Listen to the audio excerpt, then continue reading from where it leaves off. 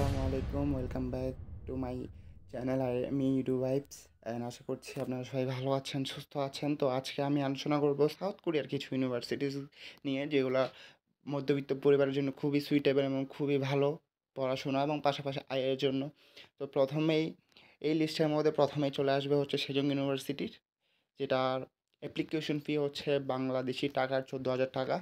এবং সেকেন্ডলি আপনার চলে আসবে হচ্ছে কিয়ংসং ইউনিভার্সিটি, যেটা আরও খুবই ভালো একটা ইউনিভার্সিটিস এবং স্টুডেন্ট ফ্রেন্ডলিও বলা চলে, যেটার অ্যাপ্লিকেশন ফি আমি যদি বাংলা টাকায় বলি তাহলে সেটা হচ্ছে 5,000 টাকা।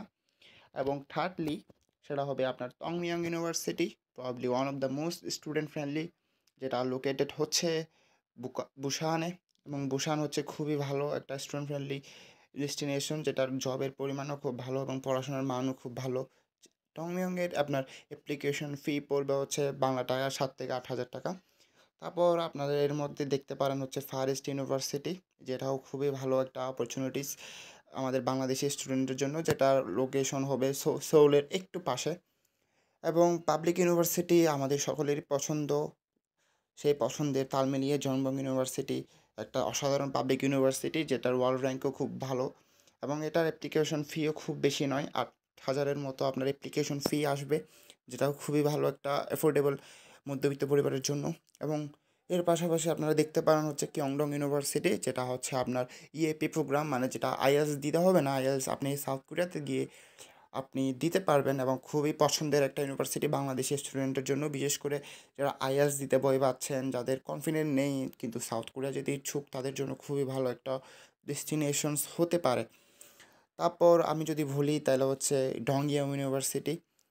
ডংগিয়াম ইউনিভার্সিটির অ্যাপ্লিকেশন ফি আপনার হচ্ছে 6,000 টাকা। এটাও খুবই ভালো একটা ডেস্টিনেশনস আমাদের যারা হচ্ছে বোসানের মধ্যে পড়তে চাচ্ছি, এবং এটাতে ফুল ফ্রি স্কলারশিপ প্রথম সেমিস্টারে দেওয়া হয়ে থাকে যদি আপনার স্কোর ভালো থাকে।